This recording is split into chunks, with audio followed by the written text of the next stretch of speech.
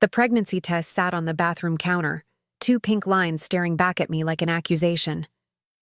I'd bought it 3 weeks ago, hidden it behind the expired medications, too afraid to use it. But this morning, after Daniel left for another investor meeting, I finally found the courage. Positive. Before we jump back in, tell us where you're tuning in from. And if this story touches you, make sure you're subscribed because tomorrow, I've saved something extra special for you. I should have been ecstatic. We'd been trying for 2 years. 2 years of scheduled intimacy, ovulation trackers, and disappointing negatives. 2 years of Daniel promising that once his startup took off, we'd have the financial security to expand our family. Instead, I felt nothing but a cold dread pooling in my stomach, because yesterday, while looking for our insurance paperwork, I'd found something else hidden in Daniel's home office. A receipt. Not for business software or office supplies or any of the things he'd been claiming for the past 8 months. A receipt for a wedding venue deposit. $8,500. Made out to Lotus Garden Estate for an event on November 2nd. This Saturday, I picked up my phone with trembling hands and opened our joint banking app. The one Daniel had insisted we create when he quit his job at the architecture firm to pursue his revolutionary startup. The one where all our savings, my inheritance from my grandmother, the nest egg we'd built together, everything sat waiting to fund his dreams. The balance made my vision blur. $127,438.32. 6 months ago, it had been $184,000. I scrolled through the transaction history, my fingers moving mechanically even as my mind refused to process what I was seeing. Regular transfers. $5,000 here, $3,000 there. $12,000 to something called Premier Catering Services. $6,800 to Bella's Bridal Boutique. $4,200 to Perfect Day Photography. My grandmother's voice echoed in my memory from the day she'd given me that inheritance. Sarah Chen, you're the smartest woman I know. Promise me you'll never let anyone make you feel small. Promise me you'll always trust your instincts, I'd promised. And then I'd spent 8 months ignoring every single instinct that screamed something was wrong. The bathroom tiles were cold against my bare feet as I stood there. Pregnancy test in one hand, phone in the other. My entire world fracturing into pieces I didn't know how to put back together. Daniel's startup didn't exist. I'd suspected for weeks, maybe months. The inconsistencies had been piling up like unpaid bills. The office space I was never allowed to visit because it was under construction. The team members who never had names or faces. The investor meetings that always ran late but never seemed to produce actual investments. But a wedding? He was funding someone's wedding. I thought about the woman who'd called our house phone 2 months ago. I'd answered, and she'd gone silent before hanging up. When I mentioned it to Daniel, he'd waved it off. Probably a telemarketer. I thought about the perfume I'd smelled on his dress shirt last month. Not my scent. Something floral and expensive. Must be from the networking event, he'd said. You know how people are with their hugs. I thought about how he'd stopped touching me the way he used to. How our conversations had become surface level. How he'd started working on his laptop with the screen angled away from me. The nausea hit me then, and I barely made it to the toilet before morning sickness took over. Or maybe it wasn't morning sickness at all. Maybe it was just the realization that I was pregnant with the child of a man who'd been lying to me for months, possibly years. When I finally stopped shaking, I rinsed my mouth and looked at myself in the mirror. The woman staring back had dark circles under her eyes, her black hair pulled into a messy bun, wearing an old college t-shirt that had seen better days. I looked exhausted, defeated. My grandmother would have been disappointed.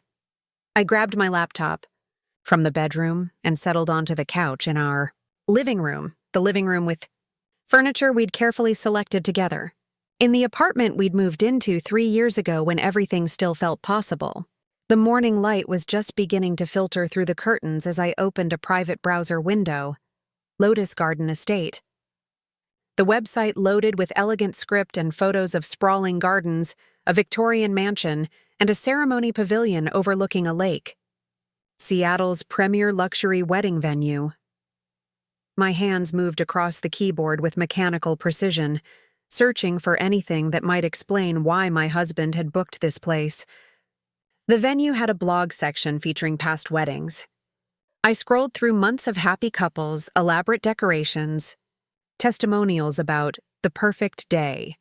And then I saw it, a post from last week titled, "Save the Date Spotlight, Autumn Elegance."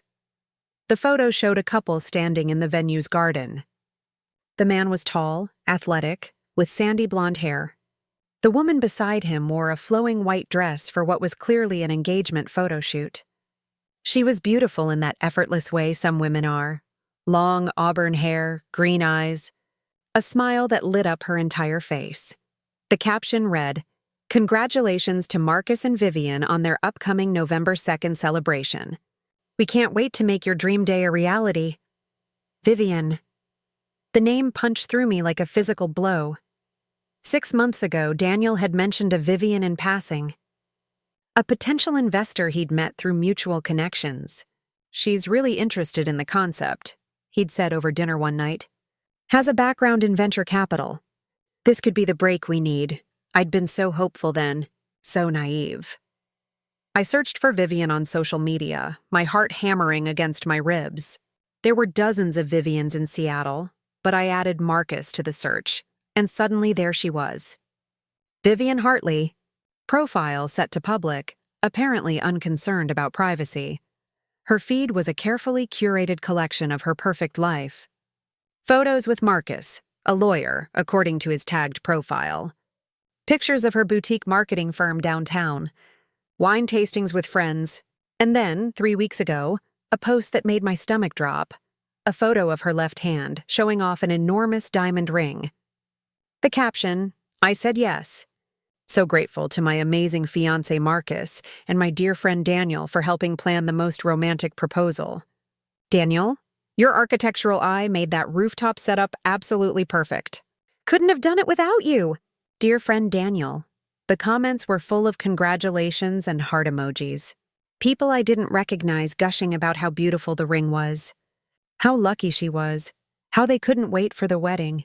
And there, buried among the comments, was one from an account I recognized immediately. Daniel's account. The one he barely used, or so he'd always claimed. "Anything for you, V. You deserve all the happiness in the world. Can't wait for November 2nd. Can't wait for her wedding to someone else." Preparing and narrating this story took us a lot of time, so if you are enjoying it, like this video, it means a lot to us. Now back to the story.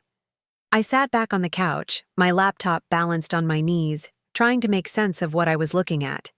My husband had spent over $50,000 of our savings, money that included my grandmother's inheritance, to help plan his dear friend's wedding to another man. This wasn't an affair. Or maybe it was, but not in the way I'd imagined. This was something more complicated, more painful. Daniel was in love with Vivian, and she was marrying someone else. And he'd decided to bankrupt us to give her the perfect wedding day. The key turned in the door, and I barely had time to close my laptop before Daniel walked in, carrying a bag from our favorite bakery. He was dressed in one of his good suits, the charcoal gray one that made his blue eyes stand out. His dark hair was styled carefully, and he was wearing cologne.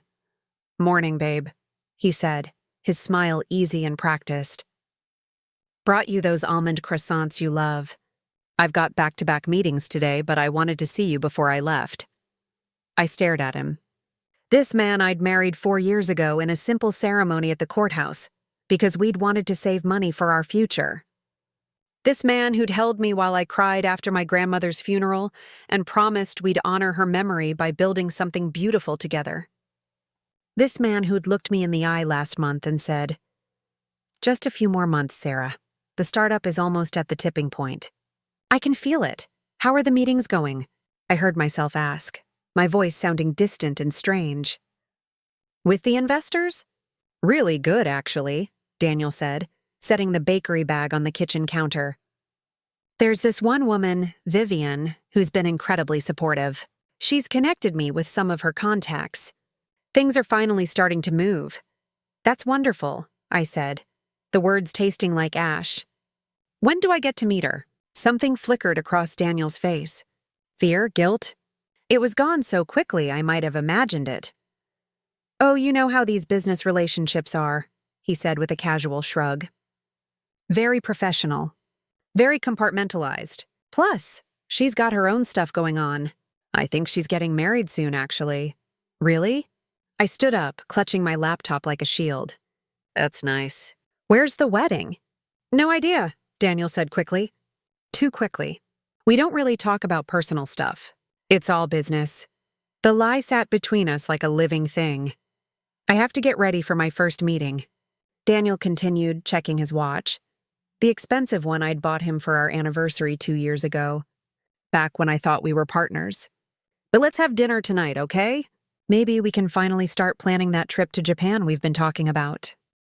The trip we couldn't afford anymore because he'd spent our travel fund on someone else's wedding flowers. Sure, I said. That sounds nice. He kissed my forehead and I forced myself not to flinch. Then he was gone, the door clicking shut behind him, leaving me alone with my laptop, my pregnancy test hidden in the bathroom, and the smoking ruins of my marriage. I gave him 30 minutes to make sure he wasn't coming back. Then I opened my laptop again and started digging. Vivian Hartley's digital footprint was extensive. She wasn't just some random woman Daniel had met. She was accomplished, successful, and based on her social media presence, she moved in circles far above our middle-class existence. Her marketing firm catered to high-end clients. Her apartment, featured in several posts, overlooked Elliott Bay. Her engagement ring probably cost more than our car, and Daniel had known her for at least 2 years. Found them together in photos going back further than he'd ever mentioned. A corporate fundraiser 18 months ago. Daniel in the background of a group shot, Vivian front and center. A startup networking event from 2 years ago, both of them tagged, though not standing together in the photo. A charity gala that I'd thought Daniel attended for work connections. There was Vivian, 3 people away from him in a crowd photo. He'd been orbiting her for years.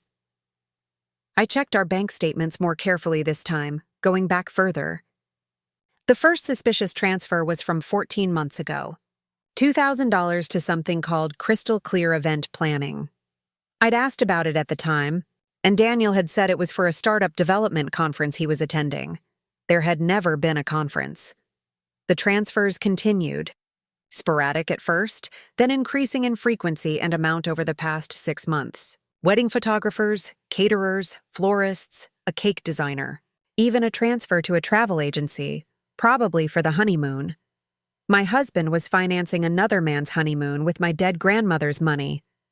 The rage came then, hot and clarifying. Not the messy emotional anger I'd felt earlier, but something colder and more purposeful. My grandmother hadn't worked 3 jobs to put herself through nursing school, hadn't saved and invested carefully for decades, just so her inheritance could fund my husband's pathetic unrequited love story. I pulled out my phone and called the one person I knew would help me without judgment. Sarah? My younger brother Kevin's voice was alert despite the early hour. Everything okay? I need you to do something for me, I said, my voice steady now. And I need you not to ask questions until I'm ready to explain. There was a pause. Kevin was a software engineer, brilliant with systems and security, and more importantly, he'd never liked Daniel. He'd told me once, right before the wedding, that something felt off. I'd dismissed it as protective brother syndrome. What do you need? He asked.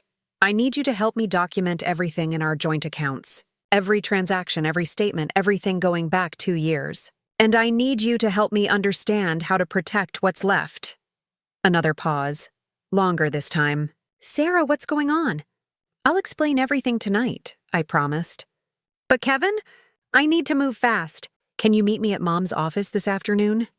Our mother was a family law attorney. She'd know exactly what I needed to do next. I'll be there, Kevin said. 2 o'clock? Perfect. After we hung up, I sat in the silence of our apartment, my hand unconsciously moving to my stomach, where a tiny cluster of cells was growing into a person who would either have a father or wouldn't. depending on what I decided in the next few days. My phone buzzed with a text from Daniel. Running late to first meeting. Vivian needed help with something urgent. Love you. Vivian needed help with something urgent. 5 days before her wedding to another man. While pregnant with his child, I sat in our apartment, uncovering the financial devastation he'd created. I opened a new note on my phone and started a list. Document. All transactions. Consult with mom about legal. Options: access Daniel's laptop and phone. Records: find out exactly how much money is gone. Determine if any of this is recoverable. Figure out if I want it to be.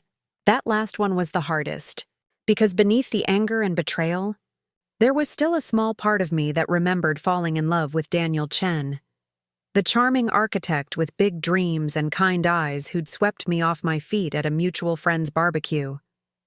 The man who'd proposed to me on a hiking trail, with no ring but a promise that we'd build something beautiful together.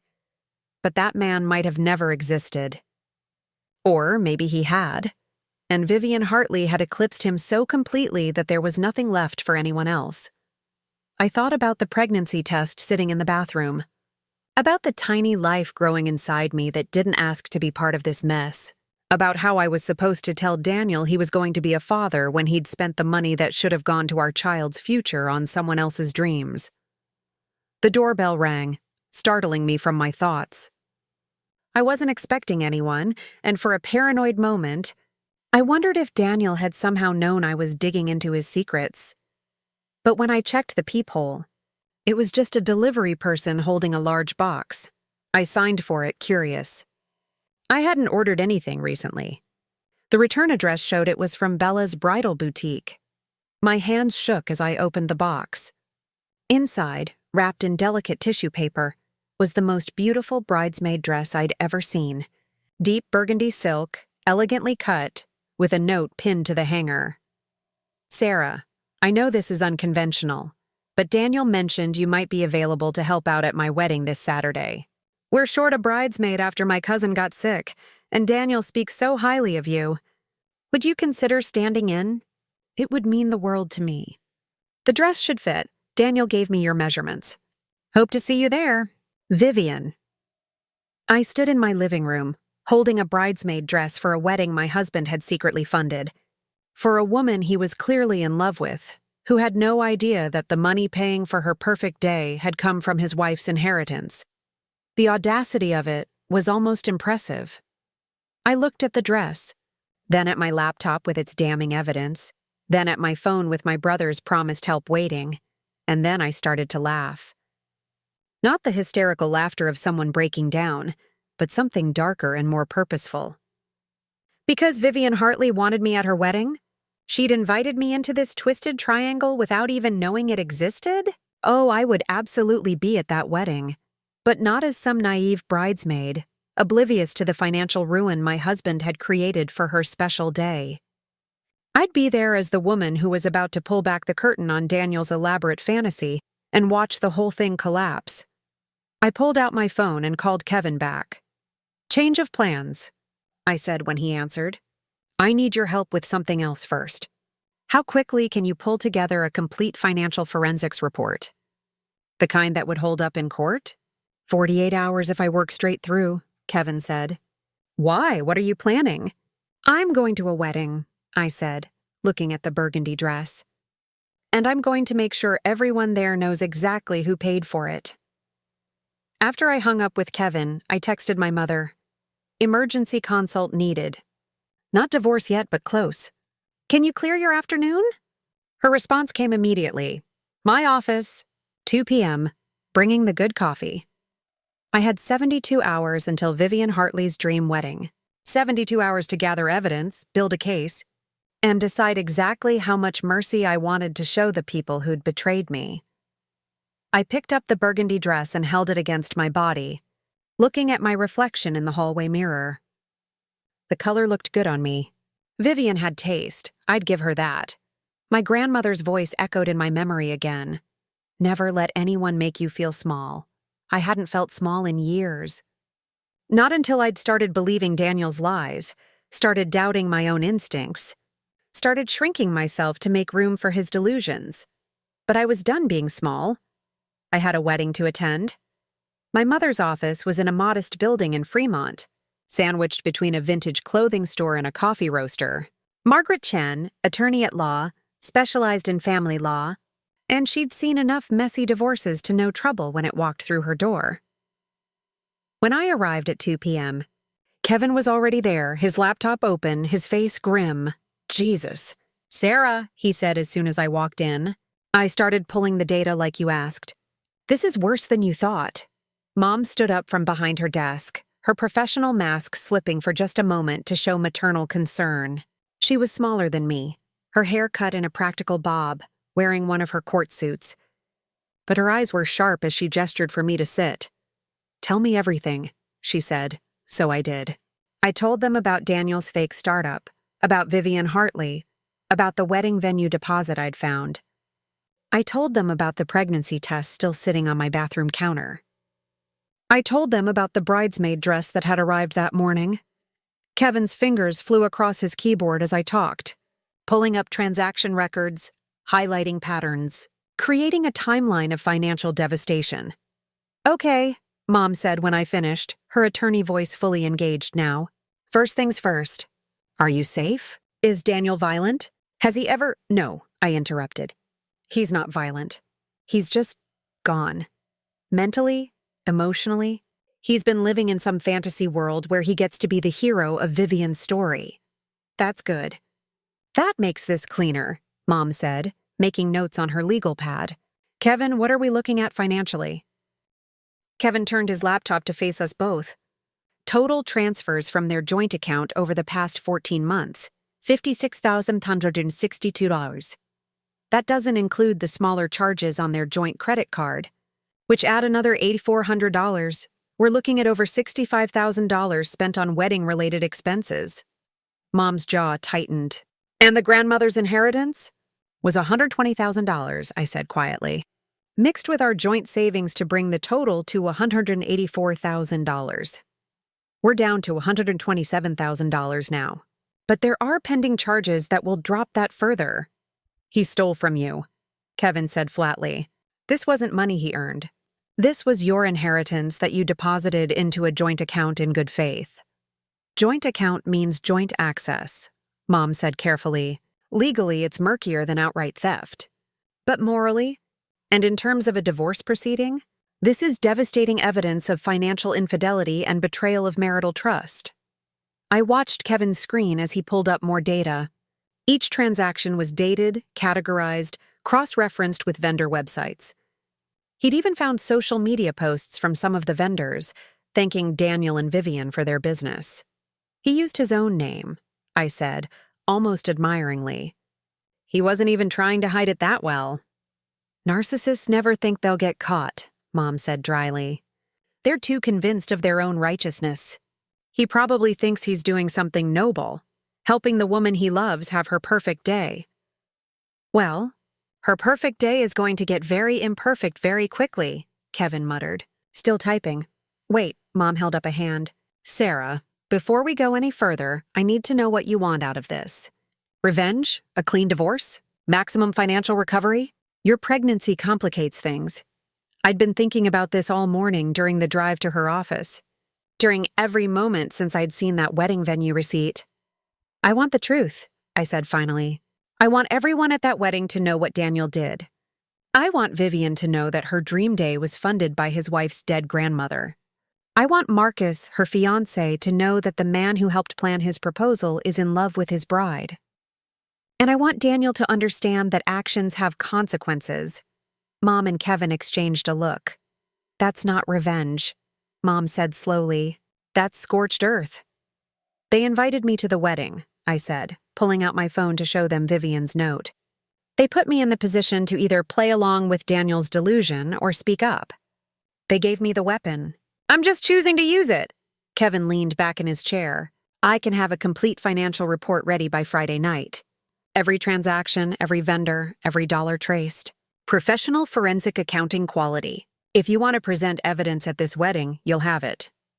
I'll draft a legal letter, Mom added. Something you can serve to Daniel after the confrontation. We'll need to move quickly to freeze accounts, secure assets, and file for separation. If you want to do this at the wedding on Saturday, we'll need everything ready to execute by Sunday morning.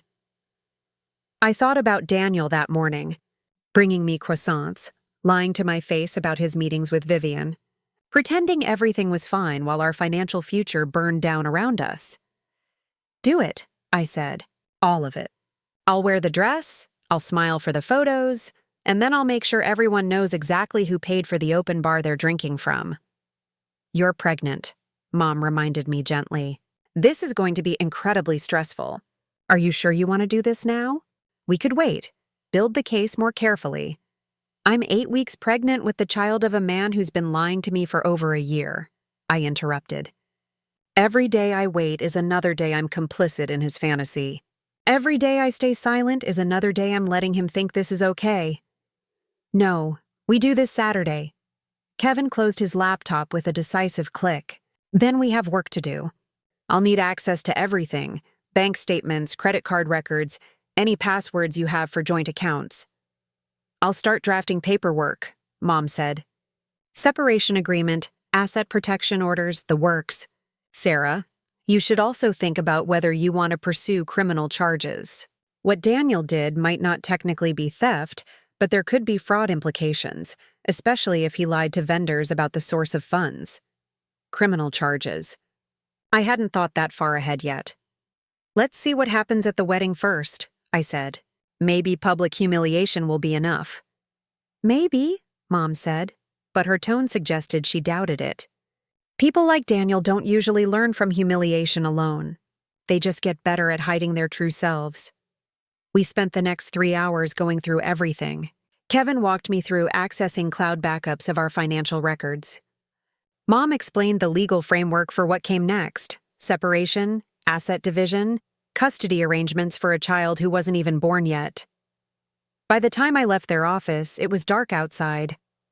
The November rain had started, that particular Seattle drizzle that soaks you slowly without you realizing it.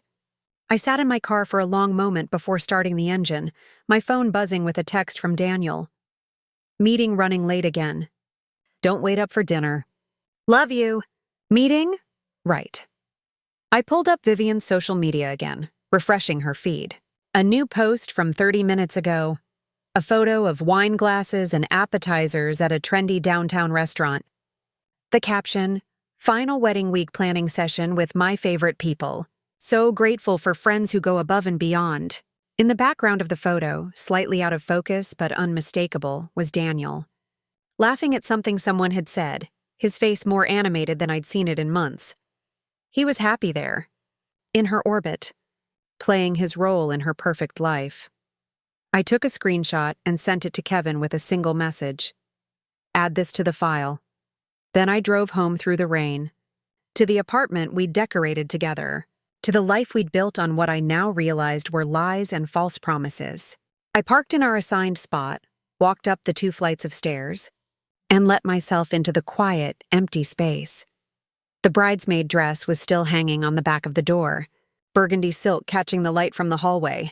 I walked over and touched the fabric, feeling its expensive weight, thinking about Vivian choosing this, Daniel providing my measurements, both of them so casually assuming I'd play along. They had no idea what was coming. I pulled out my phone and typed a response to Vivian's invitation. Vivian, I'd be honored to stand up with you on your special day. Thank you for including me. I'll be there with bells on. Looking forward to meeting you properly. Sarah, her response came within minutes. Oh, wonderful. Daniel will be so pleased. He's told me so many lovely things about you. Can't wait to finally meet. See you Saturday. Daniel will be so pleased. I wondered what he'd told her about me. Probably that I was supportive of his startup dreams. Maybe that I was understanding about his long hours and frequent meetings. Perhaps he'd painted me as the perfect, uncomplaining wife who asked no questions and caused no problems. He'd certainly never told her that the money making her wedding possible came from my dead grandmother. I made myself dinner, simple. Pasta with vegetables, and tried not to think about morning sickness or prenatal vitamins or the conversation I'd eventually need to have about bringing a child into this disaster. Instead, I focused on Saturday. On the moment when I would step forward in that burgundy dress and speak the truth that would detonate through that elegant venue like a bomb. My phone rang. Daniel's name flashed on the screen. I took a breath and answered. "Hey, how was your meeting?" "Long but productive," he said, and I could hear traffic in the background. "Just getting in my car now." "I'm exhausted." "This whole week has been insane." "I bet," I said carefully. "Lots of investor interest?" "Yeah, and other stuff too. You know how it is, everyone needs something." He paused. "Hey, I was thinking, maybe we should look at our budget this weekend. I know things have been tight, and I want to make sure we're on the same page about money." The audacity nearly made me laugh. He wanted to discuss our budget. The budget he'd demolished by funding someone else's wedding. "Sure," I said. "We should definitely talk about money." "Great. I'll pick up Thai food on the way home." "Your favorite, the pad see ew with extra vegetables." "Sounds perfect," I lied. After we hung up, I sat on the couch and waited. Waited for the sound of his key in the lock. Waited to see him walk through the door with takeout and lies. Waited to play the role of the trusting wife for just a few more days.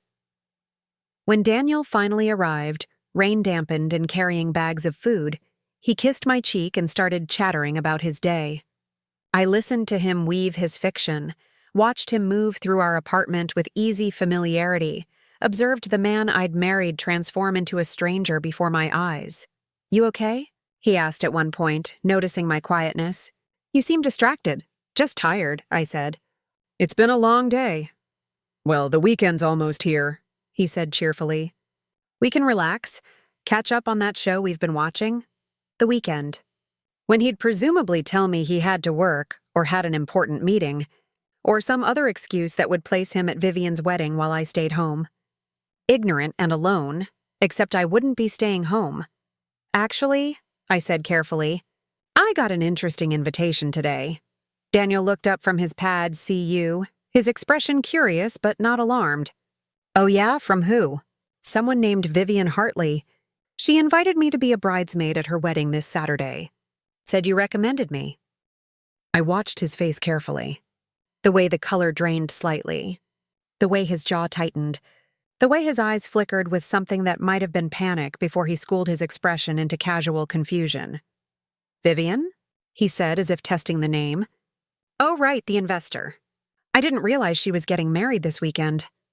The lie came so smoothly. "So practiced. She seems to think you two are close," I continued, keeping my voice light and curious. "Said you've been really helpful with wedding planning." "I mean, I might have given her some suggestions," Daniel said with a shrug. "She asked about venues once, and I had some ideas from my architecture background." "No big deal." Well, she sent me a bridesmaid dress. It's hanging in our bedroom. Really beautiful." Daniel set down his fork, and I could see him calculating, trying to figure out how much I knew, how much I suspected. "That's really nice of her," he said finally. "Are you going to do it?" I told her yes, I said, watching his reaction. "I thought it would be fun. When was the last time I got dressed up for something fancy?" Something crossed his face then. Relief, maybe, that I was playing along with whatever story he'd constructed. Or maybe fear that his carefully separated worlds were about to collide. "You'll look beautiful," he said quietly. "Will you be there?" I asked innocently. "Since you're friends with her, I might stop by," Daniel said carefully. "If I can make time between meetings, more lies, layered on top of existing lies, building a tower of deception that I would personally enjoy watching collapse. Well, maybe I'll see you there then," I said brightly, and went back to my dinner as if we'd just had a completely normal conversation. The rest of the evening passed in surreal domesticity. We watched TV. We cleaned up the kitchen together.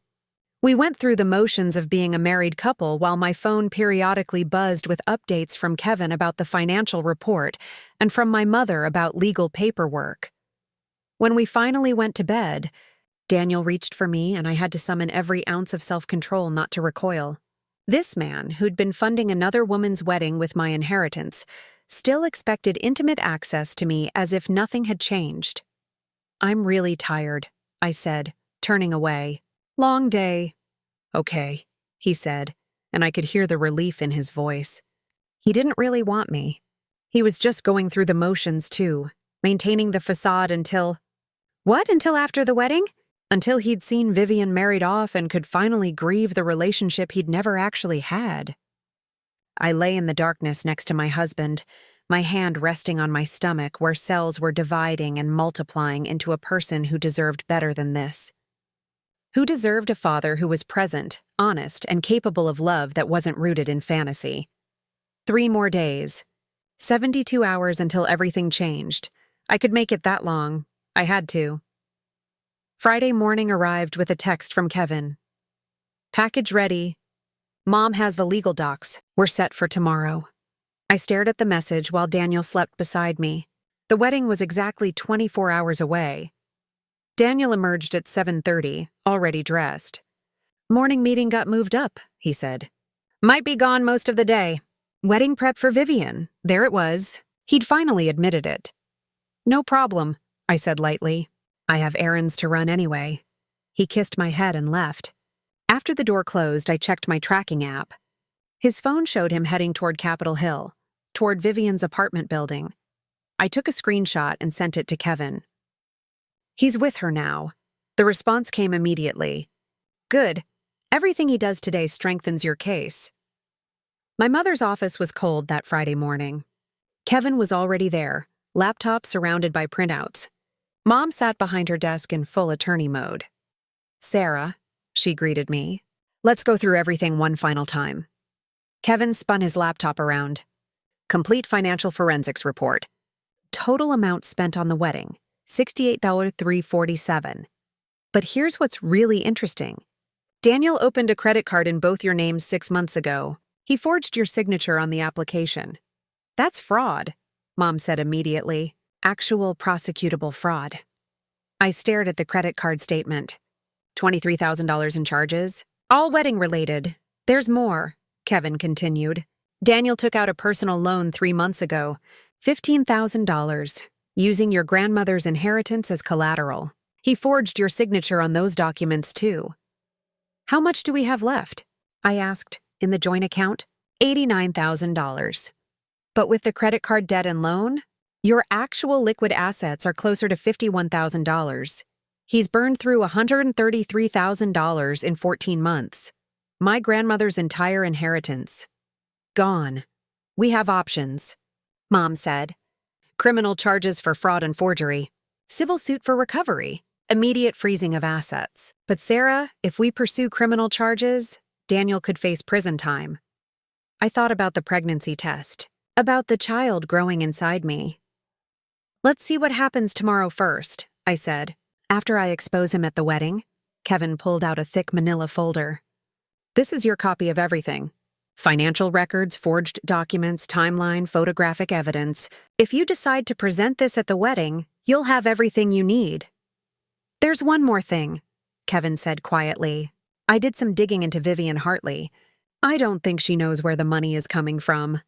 I looked up sharply. What? Her social media, public records, business finances. Everything suggests she and Marcus are paying for this wedding themselves. I don't think Daniel told her he was funding anything. So he's been lying to her too. Looks like it, Kevin confirmed. He's probably positioning himself as the helpful friend who has vendor connections. She thinks she's paying market rate. Mom leaned forward. Vivian is as much a victim here as you are. She's being manipulated without her knowledge. Marcus needs to know, I said suddenly. The groom deserves to know the truth. Agreed, Mom said. But how you deliver that truth matters. Tomorrow at the wedding, you need to be strategic. Present the facts calmly and let the evidence speak for itself. We spent the next 2 hours rehearsing scenarios. Kevin created a digital presentation on a tablet, timeline of expenses, photos of forged documents, bank statements with transactions highlighted. The key moment, Mom explained, is right after the ceremony but before the reception. During cocktails when people are relaxed. That's when you approach Vivian and Marcus privately, show them the evidence, and let them decide how to proceed. The plan was set. Tomorrow at Lotus Garden Estate, the truth would finally emerge. I spent Friday afternoon preparing. Hair styled in soft waves, nails manicured. I looked like a woman getting ready for a wedding. Just not in the way anyone expected. That evening, alone in our apartment, I tried on the bridesmaid dress one final time. It fit perfectly, burgundy silk draping elegantly. I looked sophisticated, composed. No one would suspect I was carrying evidence of fraud in my clutch. I took a selfie and sent it to Daniel. All ready for tomorrow. Can't wait. His response, you look beautiful. Vivian is going to be so happy you're there. My phone rang. Mom's name on the screen. Are you ready? She asked. As ready as I'll ever be. Sarah, you can still change your mind. We can handle this legally, privately. No, I said firmly. The exposure needs to be public. I went to bed early, setting 3 alarms. Tomorrow would be the longest day of my life. I dreamed of my grandmother that night. She was sitting in her garden, wearing her favorite sun hat. Sometimes the strongest thing you can do is pull out the weeds, she said. Even the pretty ones. Even the ones that look like flowers until you realize they're choking everything else. I woke at dawn with tears on my face and absolute clarity in my heart. Saturday morning. November 2nd, Vivian Hartley's wedding day, and the day I would dismantle my husband's carefully constructed lies. I dressed slowly, methodically. The burgundy dress zipped up smoothly. My hair fell in perfect waves. My makeup was flawless. The tablet with evidence went into my clutch purse, along with printed documents. Kevin had synced everything to the cloud. My phone buzzed with a text from Daniel. At the venue already. Everything looks amazing. See you soon? On my way, I replied. Mom texted, Kevin and I are parked outside the estate. You've got this. The drive to Lotus Garden Estate took 40 minutes. The venue was beautiful. White Victorian mansion, sprawling gardens, ceremony pavilion. Daniel's money had bought all of this. My money, my grandmother's legacy, a text from Kevin. Just watch Daniel arrive. He's in the wedding party. Of course he was. Okay, Grandma, I whispered. Let's pull out the weeds. I walked toward the mansion. A coordinator intercepted me at the entrance. Name? Sarah Chen. I'm a bridesmaid. She checked her list. Oh yes, Vivian mentioned you. The bridal suite is upstairs, second door on the right. I climbed the stairs slowly. Outside the bridal suite, I paused, took a deep breath, and knocked. Come in. I opened the door to organized chaos. 6 women in matching burgundy dresses were sipping champagne. And in the center, wearing a stunning white dress, was Vivian Hartley. She was more beautiful in person. When she saw me, her face lit up. Sarah! She exclaimed, hugging me. Oh, I'm so glad you could make it. Daniel has told me so much about you. Thank you for stepping in. Her hug was warm and genuine. There was no malice, no awareness of the situation she'd unknowingly created. Of course, I said. Congratulations. You look absolutely beautiful. Daniel really came through with the vendor recommendations. One bridesmaid added, some of the best in Seattle. Vivian beamed. He's been such an amazing friend. I don't know what Marcus and I would have done without him. I smiled and nodded, playing my part while mentally noting every word. She truly believed they'd paid for everything themselves. At 3:45, the coordinator knocked. Ladies, it's time. The ceremony is about to begin, we filed out. As we descended the stairs, I caught a glimpse of the ceremony setup. Rows of white chairs. The aisle lined with flowers, guests already seated, and standing at the front with the groomsmen was Daniel. He was wearing an expensive suit I'd never seen before. He was laughing, completely at ease. He hadn't seen me yet.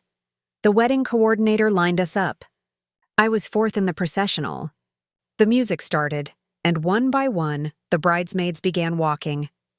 Then it was my turn. I stepped into the sunlight, beginning the walk. I kept my eyes forward, not looking at Daniel. But I could feel the moment he saw me. I could feel his shock ripple through the air. As I reached the front and took my place, I finally met his eyes. His face had gone completely white. his expression frozen between panic and disbelief. Too late now. The music swelled, and everyone stood as Vivian appeared on her father's arm. She looked radiant as she walked toward Marcus. It was beautiful. It was everything a wedding should be, and it was all built on lies and stolen money. The ceremony began. The officiant spoke about love and commitment and honesty. I watched Vivian and Marcus exchange vows. I watched Daniel watching Vivian, his expression pained and longing. In his twisted logic, he was the tragic hero making the ultimate sacrifice for love. He'd never once considered that he was the villain in mine.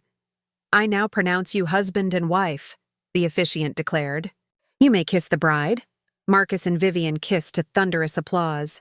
The ceremony was over. They were married, and now it was time for the truth. The cocktail hour began on the mansion's terrace. Servers circulated with champagne. Guests congratulated the happy couple. I found Mom and Kevin waiting near the garden entrance. Mom gave me a small nod. Kevin held up his phone, already recording. It was time. I approached Vivian and Marcus, who were standing together near the fountain. "Vivian, Marcus, congratulations," I said warmly.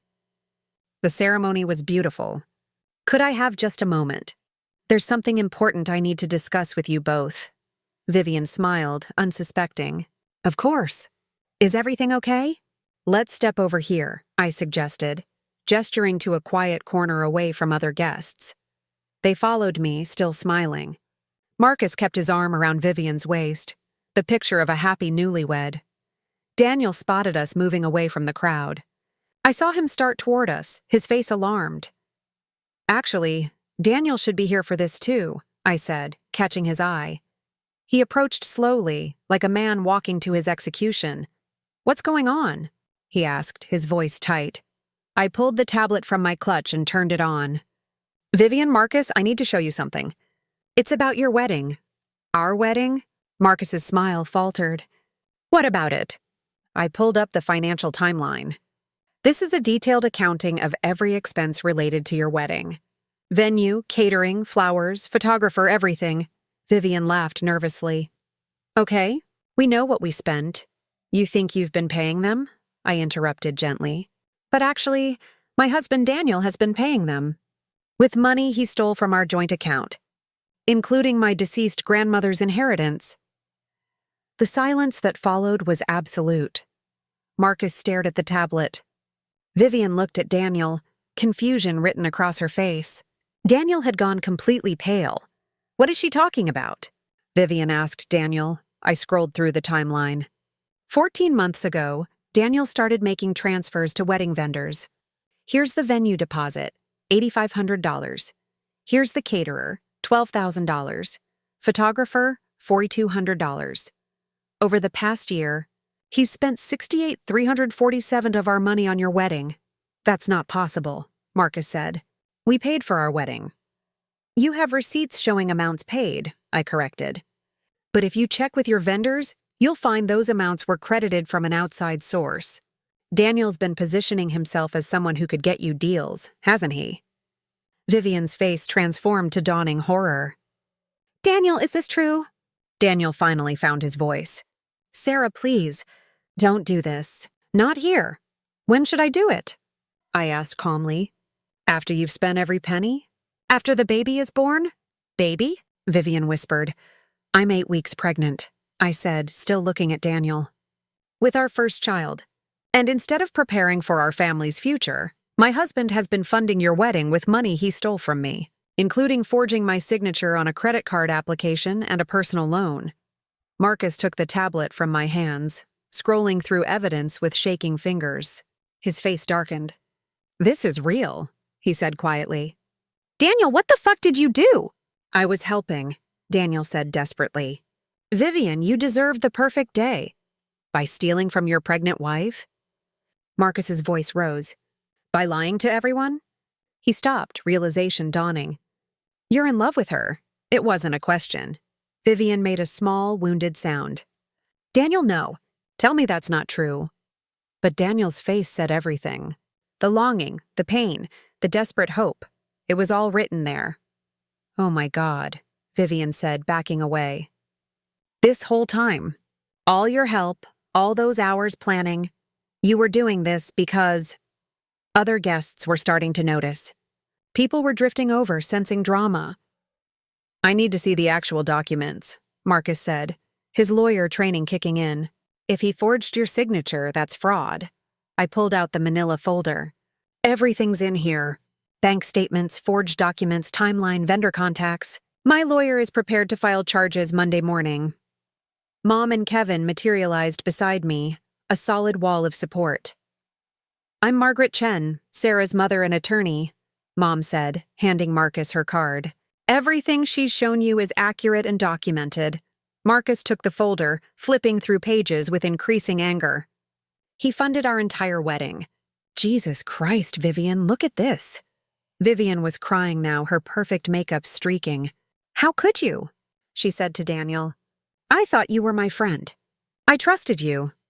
It wasn't like that, Daniel tried. Then what was it like? I asked, my voice unnaturally calm.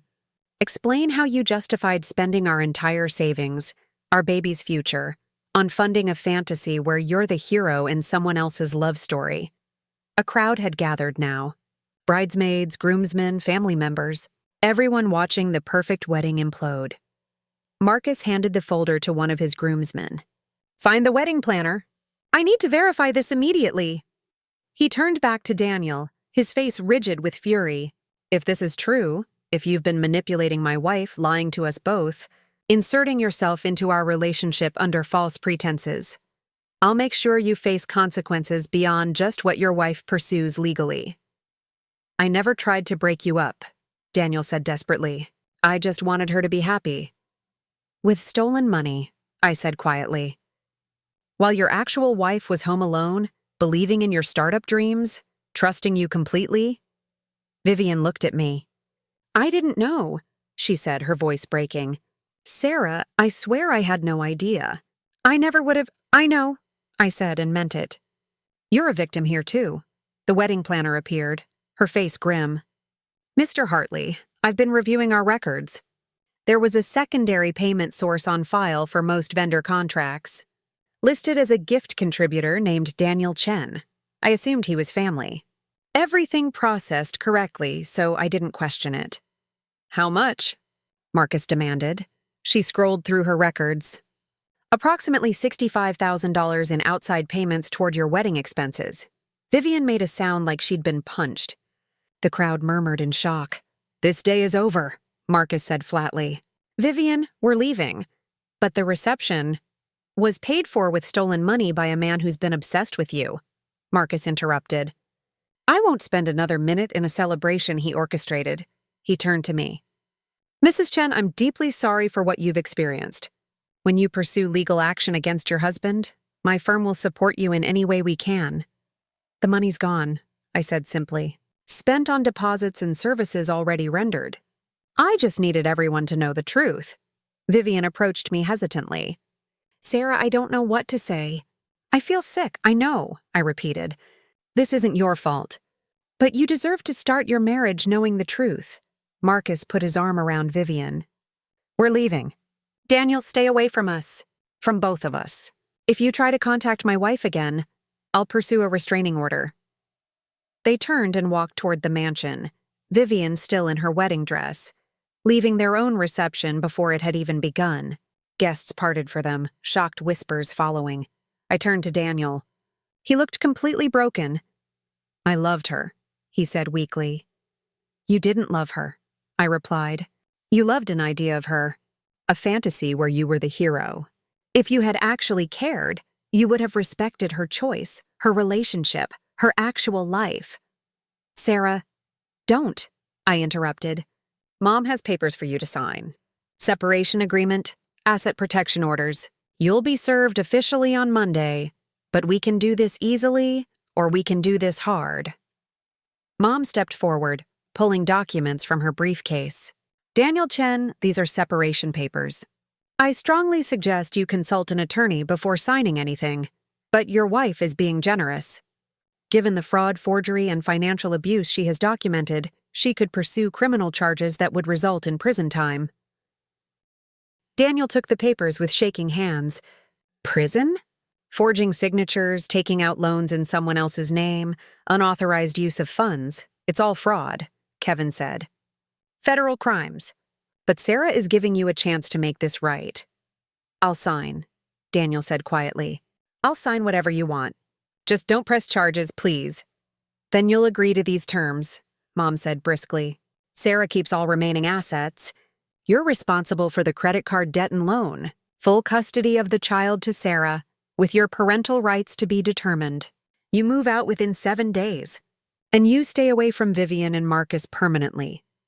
I agree, Daniel said, his voice hollow. All of it.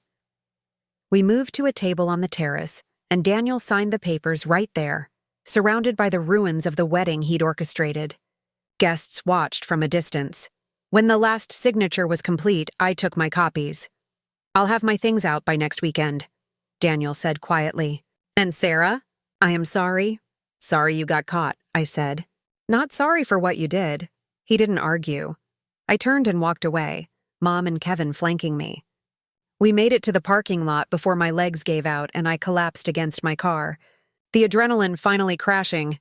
You did it, Kevin said, his arm around my shoulders. Is it always going to hurt this much? I asked Mom, tears finally coming. Not always, she said gently. Eventually, it'll just be a story you tell. About the time you were strong enough to blow up your life because the truth mattered more than the fantasy. We stood in the parking lot for a long time, watching other guests leave the canceled reception, watching vendors pack up unused decorations, watching the sun set on what should have been Vivian Hartley's perfect day. Then I got in my car and drove home, to the apartment that would soon be mine alone, to figure out who I would become next. Epilogue, 6 months later. I sat in a coffee shop in Fremont, my daughter Margaret sleeping peacefully in her carrier beside me. She was 2 months old, with her father's dark hair and what I hoped would be my grandmother's sharp eyes. Vivian sat across from me, stirring her latte nervously. Thank you for agreeing to meet, she said quietly. After everything that happened, you have every right to never want to see me again. You didn't do anything wrong, I replied. You were manipulated too. Vivian nodded, her eyes filling with tears. Marcus and I have been in therapy, working through trust issues. But we're good.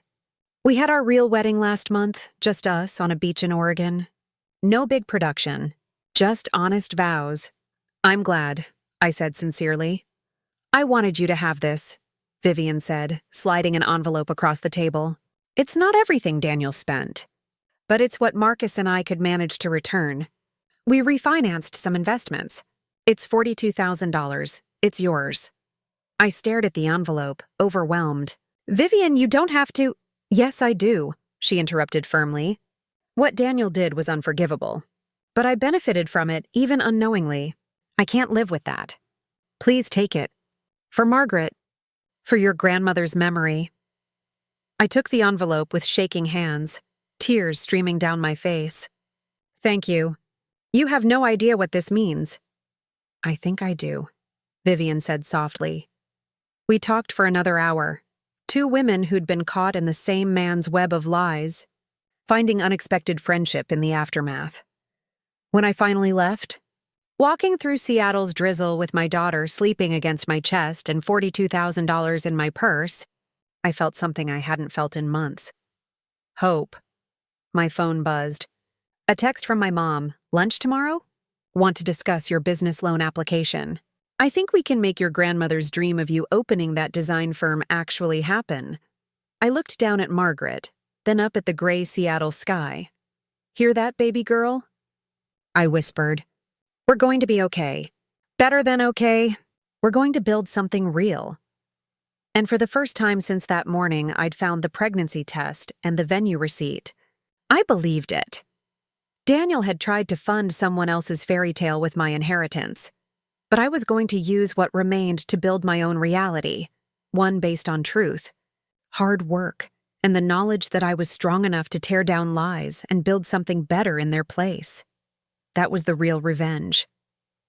Not the public humiliation at the wedding, but this: surviving, thriving, and teaching my daughter that sometimes the strongest thing you can do is walk away from the fantasy and embrace the messy, beautiful truth. I started walking home, my grandmother's voice echoing in my memory one last time. The strongest women aren't the ones who never fall. They're the ones who get back up, dust themselves off, and plant new gardens in the ashes. I was planting my garden now, and it was going to be magnificent.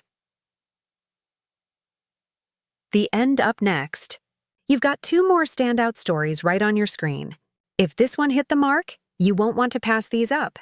Just click and check them out. And don't forget to like, subscribe, and turn on the notification bell so you don't miss any upload from us.